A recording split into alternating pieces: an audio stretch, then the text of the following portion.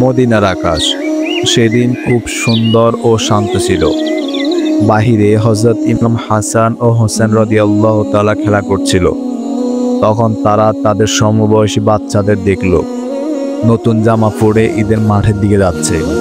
এটা দেখে হযরত হাসান রাদিয়াল্লাহু তাআলা মন খারাপ করে ঘরের দিকে ফিরে এলেন। ওই দিকে হযরত মা ফাতেমা রাদিয়াল্লাহু তাআলা ঘরের এক কোণে বসেছিলেন। তার মনে চিন্তা যাচ্ছিল, আজ তো ঈদের দিন, কিন্তু হাসান আর হোসেনের জন্য নতুন জামা নেই। আমি তাদের কি বলে সান্ত্বনা দিব? এই চিন্তা করতে করতে মা ফাতেমা রাদিয়াল্লাহু তাআলার মন ভারাক্রান্ত হয়ে গেল। ঠিক ওই সময় হযরত হাসান রাদিয়াল্লাহু তাআলা ঘরে ঢুকে বললেন, আম্মি জান, সবাই নতুন জামা পরে ঈদের মাঠে যাচ্ছে, আমাদের নতুন জামা কোথায়? এটা শুনে হযরত ফাতেমা রাদিয়াল্লাহু তাআলা বললেন, তোমরা দুজনে আগে গিয়ে গোসল করে এসো, তারপর আমি তোমাদের নতুন জামা পরিয়ে ঈদের মাঠে পাঠাবো। হযরত হাসান ও হোসেন রাদিয়াল্লাহু তাআলা যখন গোসলের জন্য চলে গেলেন, তখন হযরত ফাতেমা রাদিয়াল্লাহু তাআলা 2 রাকাত নামাজ আদায় করলেন এবং মহান রব্বুল আলামিনের কাছে মনের সাফা কষ্টগুলো পেশ করতে লাগলেন। বললেন, হে আল্লাহ রব্বুল আলামিন, হে পরম করুণাময় ও অতি দয়ালু, তুমি আমার সৃষ্টিকর্তা, আমার পালনকর্তা ও রিজিকদাতা। তুমি আমার সকল সমস্যার সমাধানকারী। তাই তুমি তোমার এই অদম দাসীকে একটা উপায় করে দাও। রব্বুল আলামিন, তুমি হাসান এবং হোসেনের মন থেকে নতুন জামার স্মৃতিকে মুছে ফেলে দাও। আমার আদরের ছেলেরা গোসল করে এসে যখন আমার কাছে নতুন জামা চাইবে, তখন আমি কি করে ওদের সান্ত্বনা দিব? হে প্রভু, আজ তুমি তোমার এই দাসীকে এই বিপদ থেকে উদ্ধার করো। আমি আমার জীবনে আর কখনো এত বড় বিপদে পড়িনি। এই মহা সমস্যায় তুমি একটা উপায় বলে দাও। হে আল্লাহ, তুমি কি চাও আজ এই ঈদের দিনে আমি তাদের সামনে মিথ্যাবাদী সাব্যস্ত হই এবং তারা মিসকিনের মতো ঈদ পালন করুক? হযরত ফাতেমা রাদিয়াল্লাহু তাআলার কন্দনরত প্রার্থনা আল্লাহ তাআলার দরবারে কবুল হয়ে গেল। আর কবুল হবেই না বা কেন? আল্লাহ তাআলা নিজে বলেছেন, আমাকে যে একবার ডাকবে আমি তার ডাকে 10 বার সাড়া দিব। সুবহানাল্লাহ। অতঃপর হযরত ফাতেমা রাদিয়াল্লাহু তাআলা জায়নামাজে বসে অজরে কাঁদলেন, কিন্তু ঘরের বাহিরে কি ঘটছে সেদিকে তার কোনো নজর নেই। এইদিকে ঘরের দরজায় এসে একজন আওয়াজ দিচ্ছে। আল্লাহর ধ্যানে মগ্ন হযরত ফাতেমা রাদিয়াল্লাহু তাআলা সেটা ভালো করে শুনতে পাচ্ছেন না।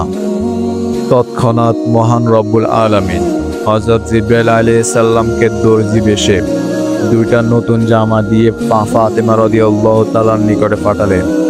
জিবরাইল আলাইহিস সালাম ঘরের দরজায় অনেকক্ষণ আওয়াজ দেওয়ার পর তিনি শুনতে পেলেন। সেজদা থেকে মাথা তুলে দরজার কাছে চলে গেলেন। এসে তিনি জিজ্ঞাসা করলেন, বাহিরে কে এসেছে? বাহির থেকে আওয়াজ আসলো, হে আল্লাহর রাসূলের শাহজাদি, আমি হচ্ছি একজন দর্জি। আমি শাহজাদাগণের জন্য পোশাক নিয়ে এসেছি। মা ফাতেমা রাদিয়াল্লাহু তাআলা এটাকে গায়েবী সাহায্য মনে করে গ্রহণ করেছেন। পোশাকগুলো বেশ সুন্দর ও দামি ছিল। ফাতেমা রাদিয়াল্লাহু তাআলার বুঝতে বাকি রইল না এগুলো আল্লাহর তরফ থেকে এসেছে। এরই মাঝে ইমাম হাসান ও হোসেন রাদিয়াল্লাহু তাআলা গোসল শেষ করে ঘরে আসলেন। ঘরে এসে দেখতে পেলেন আম্মাজান 2টা নতুন পোশাকের সেট নিয়ে বসে আছেন। একটা জামা ছিল লাল, আরেকটা জামা সবুজ রঙের।